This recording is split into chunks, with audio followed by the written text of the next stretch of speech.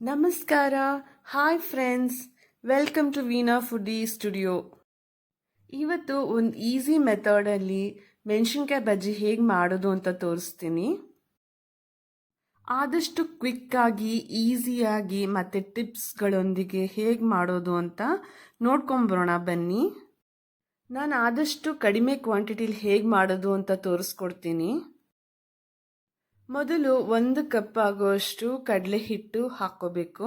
1 spoon ಅಕ್ಕಿ ಹಿಟ್ಟು, 1 ಚಿಟಿಕೆ ಅಡಿಗೆ ಸೋಡಾ, ರುಚಿಗೆ ತಕ್ಕಷ್ಟು ಉಪ್ಪು, ಅರಿಶಿನ, ಅಚ್ಕಾರದ ಪುಡಿ ಮತ್ತು ಸಣ್ಣಗೆ ಹೆಚ್ಚಿದ ಸ್ವಲ್ಪ ಕೊತ್ತಂಬರಿ ಸೊಪ್ಪು ಎಲ್ಲ ಹಾಕಿ ಚೆನ್ನಾಗಿ ಮಿಕ್ಸ್ ಮಾಡ್ಕೋಬೇಕು. ಇದಕ್ಕೆ ಸ್ವಲ್ಪ ಜೀರಿಗೆ ಪುಡಿ ಮತ್ತು ಗರಂ ಮಸಾಲೆ ಪುಡಿ ಸಹ ಹಾಕ್ಕೊಂಡಿದ್ದೀನಿ. ನೀರು ಸೇರಿಸ್ಕೊಂಡು ಇಡ್ಲಿ ಹಿಟ್ಟಿನ ಹದಕ್ಕೆ ಕಲಿಸ್ಕೋಬೇಕು. ಮತ್ತು ನಾನು ಇದನ್ನು ಒಂದು ಲೋಟಕ್ಕೆ ಟ್ರಾನ್ಸ್ಫರ್ ಮಾಡ್ಕೋತಾ ಇದ್ದೀನಿ. ಇದರಿಂದ ಬಜ್ಜಿ ಹಾಕೋದು ತುಂಬ ಸುಲಭವಾಗುತ್ತೆ. ಇಲ್ಲಿ ನಾನು ಸ್ವಲ್ಪ ದೊಡ್ಡದಾಗಿರೋಂತಹ ಬಜ್ಜಿ ಮೆಣಸಿನ್ಕಾಯಿನ ಯೂಸ್ ಮಾಡ್ತಿರೋದ್ರಿಂದ 4 ಭಾಗ ಮಾಡ್ಕೋತಾ ಇದ್ದೀನಿ. ನೀವು ಬೇಕಾದರೆ 2 ಭಾಗ ಮಾಡಿಕೊಂಡು ಸಹ ಯೂಸ್ ಮಾಡ್ಕೋಬೋದು. ಇನ್ನು ಸ್ವಲ್ಪ ಚಿಕ್ಕದಾದರೆ ಒಂದು ಸಿಂಗಲ್ ಮೆಣಸಿನ್ಕಾಯಿ ಸಹ ಯೂಸ್ ಮಾಡಿಕೊಂಡು ಬಜ್ಜಿ ಮಾಡ್ಕೋಬೋದು.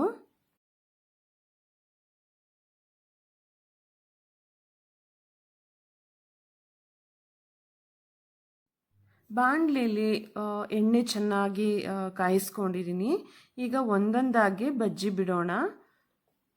ನೋಡ್ತಾ ಇದ್ದೀರಲ್ಲ, ನಾವು ಹಿಟ್ಟು ಈ ಹದಕ್ಕೆ ಕಲಿಸ್ಕೊಂಡಿರೋದ್ರಿಂದ ಹಾಗೂ ಲೋಟದಲ್ಲಿ ಹಿಟ್ಟನ್ನು ಟ್ರಾನ್ಸ್ಫರ್ ಮಾಡಿಕೊಂಡು ಬಜ್ಜಿನ ಅದರಲ್ಲಿ ಮುಳುಗಿಸ್ಬಿಟ್ಟು ಕರಿಯೋದ್ರಿಂದ ತುಂಬ ಚೆನ್ನಾಗಿ ಬರುತ್ತೆ. ಇನ್ನೊಂದು ಟಿಪ್ ಏನು ಅಂದರೆ, ಯಾವುದೇ ಕಾರಣಕ್ಕೂ ಫ್ಲೇಮ್ ಹೈ ಅಥವಾ ಲೋ ಮಾಡಬಾರ್ದು.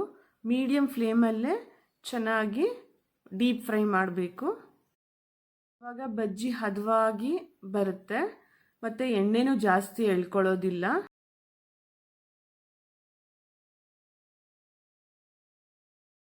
ಈ ಟಿಪ್ ಯಾವುದೇ ವಡೆ ಮಾಡುವಾಗ ಸಹ ಫಾಲೋ ಮಾಡ್ಬೋದು.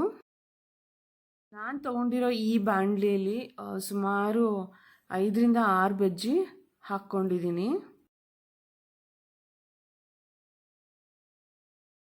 ಒಂದು ಕಡೆ ಬಜ್ಜಿ ಕೆಂಪಗಾದ್ಮೇಲೆ ನಿಧಾನಕ್ಕೆ ಇನ್ನೊಂದು ಕಡೆ ಫ್ರೈ ಮಾಡಬೇಕು. ನೋಡ್ತಾ ಇದ್ದೀರಲ್ಲ ಫ್ರೆಂಡ್ಸ್, ಎಷ್ಟು ಚೆನ್ನಾಗಿ ಬರ್ತಾ ಇದೆ ಅಂತ. ಮೆಣಸಿನ್ಕಾಯಿ ಬಜ್ಜಿ ಅಂತೂ ಎಲ್ಲರ ಫೇವ್ರೇಟು. ಮಕ್ಕಳಿಗೇನಾದರೂ ಖಾರ ಅನಿಸಿದ್ರೆ ನೀವು ಒಳಗಡೆ ಬೀಜನೂ ಸಹ ತೆಗೆದು ಹಾಕ್ಬೋದು.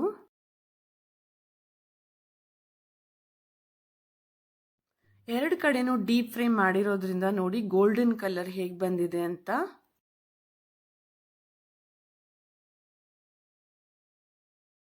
ಮಳೆಗಾಲಕ್ಕಂತೂ ಇದು ಹೇಳಿ ಮಾಡಿಸಿದಂತಹ ಸ್ನ್ಯಾಕ್.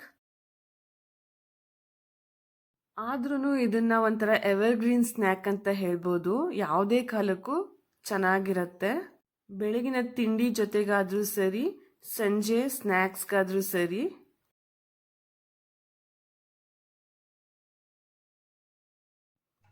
ಇದನ್ನು ನಾನು ಒಂದು ಟಿಶ್ಯೂ ಪೇಪರ್ ಹಾಕ್ಕೊಂಡಿರೋ ಪ್ಲೇಟ್ಗೆ ತೆಗೆದಿಟ್ಕೊಳ್ತಾ ಇದ್ದೀನಿ. ಯಾಕೆಂದರೆ ಎಕ್ಸ್ಟ್ರಾ ಎಣ್ಣೆ ಇದ್ದರೆ ಅದನ್ನು ಎಲ್ಲ ಎಳ್ಕೊಳ್ಳುತ್ತೆ. ಒಂದ್ಸರಿ ನೀವು ಸಹ ಟ್ರೈ ಮಾಡಿ ನೋಡಿ ಹೇಗಿತ್ತು ಅಂತ ಮುಂದೆ ಕಮೆಂಟ್ಸಲ್ಲಿ ತಿಳಿಸಿ. ನೀವೇನಾದರೂ ನನ್ನ ಚಾನಲ್ನ ಹೊಸದಾಗಿ ನೋಡ್ತಿದ್ರೆ ಲೈಕ್, ಶೇರ್, ಸಬ್ಸ್ಕ್ರೈಬ್ ಮಾಡೋದನ್ನು ಮರಿಬೇಡಿ. ಮತ್ತೆ ಇನ್ನೊಂದು ಇಂಟ್ರೆಸ್ಟಿಂಗ್ ರೆಸಿಪಿಯೊಂದಿಗೆ ಭೇಟಿಯಾಗೋಣ.